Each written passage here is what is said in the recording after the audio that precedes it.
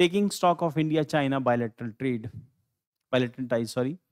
Chinese Foreign Minister Wang Yi visit to New Delhi marked the first ministerial level engagement since October 2024 disengagement agreement at the border. कि America हम लोगों को India और पाकिस्तान को enemy declare करके सारे benefit नहीं ले ले और इंडिया को थ्रेट करके वो अपने खजाने नहीं भरे पाकिस्तान चाइना का डर दिखा दिखा के। हम मानते हैं कि हमारा चाइना इमीडिएट नेबर है और इमीडिएट नेबर में from the beginning of the history Wars होती रही हैं, फाइट होती रही, क्लैशेस होते रहे। बट हम लोगों ने देखा कि दो वर्ल्ड वॉर लड़ने वाला Europe when they can come together, तो इंडिया और चाइना के बीच में सिर्फ बाउंड्री डिस्प्यूट है और कोई खास डिस्प्यूट नहीं है। और चाइना चाहे तो बाउंड्री डिस्प्यूट को एक दिन में सॉल्व कर सकता है, ठीक। But point is India China का जो रिलेशन है, it is giving benefit to so many countries. It is giving benefit to even Russia also. Russia is supplying weapon to India and China both. अब China के weapon खरीदने के पीछे हम लोग एक फैक्टर डिस्कस कर सकते हैं that China is threatened by the many countries of the world. अब आप पैसिफिक ओशन की जितनी कंट्रीज देखो,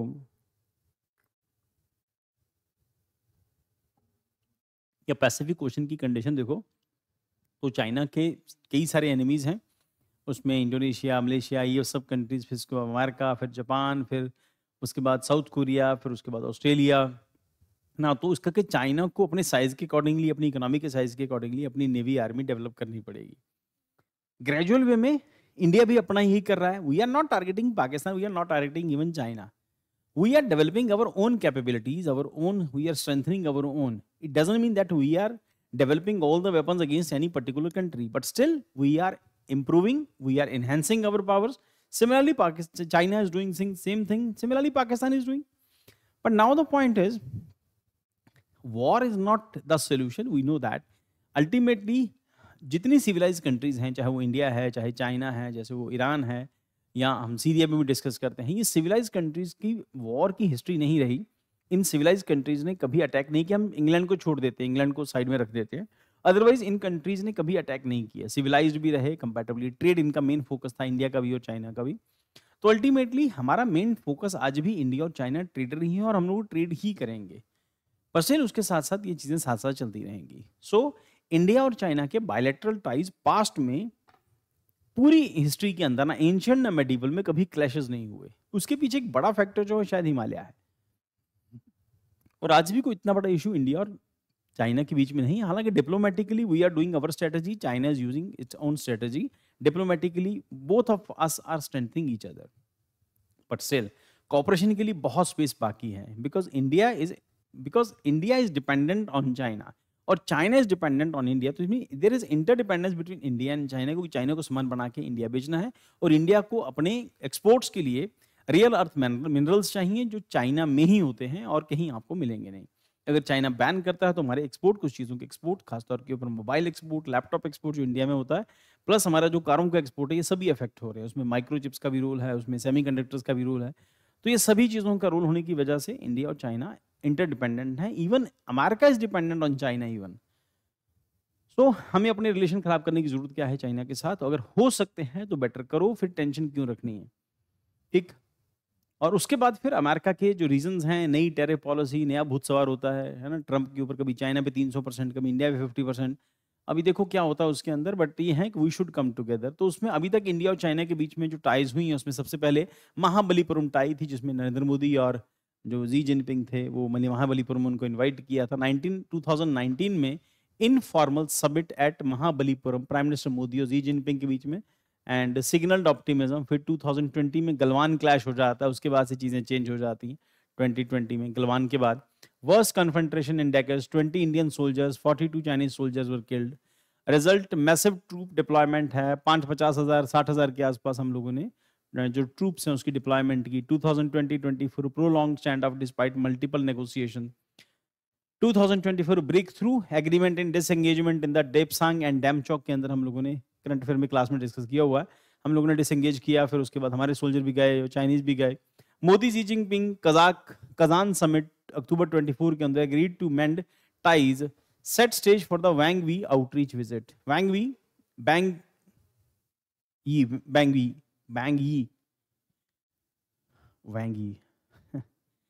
The post-Trump's return in US president, China prepared for US hostility, tariffs on both China, India and China दोनों पे लगाए.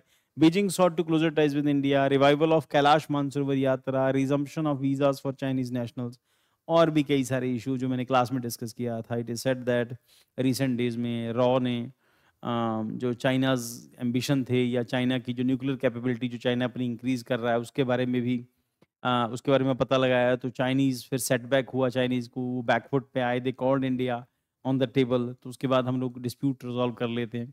तो it is also a news जो ऑफिशियल नहीं है क्योंकि खबरों पे ऐसा नहीं आता. बट इज सेड दैट कि अभी रिसेंटली चाइना प्लान कर रहा है न्यूक्लियर टेस्ट को लेके, प्लस चाइना अपना न्यूक्लियर आर्सेनल 100 के अराउंड हर ईयर जो है इंक्रीज करता जा रहा है.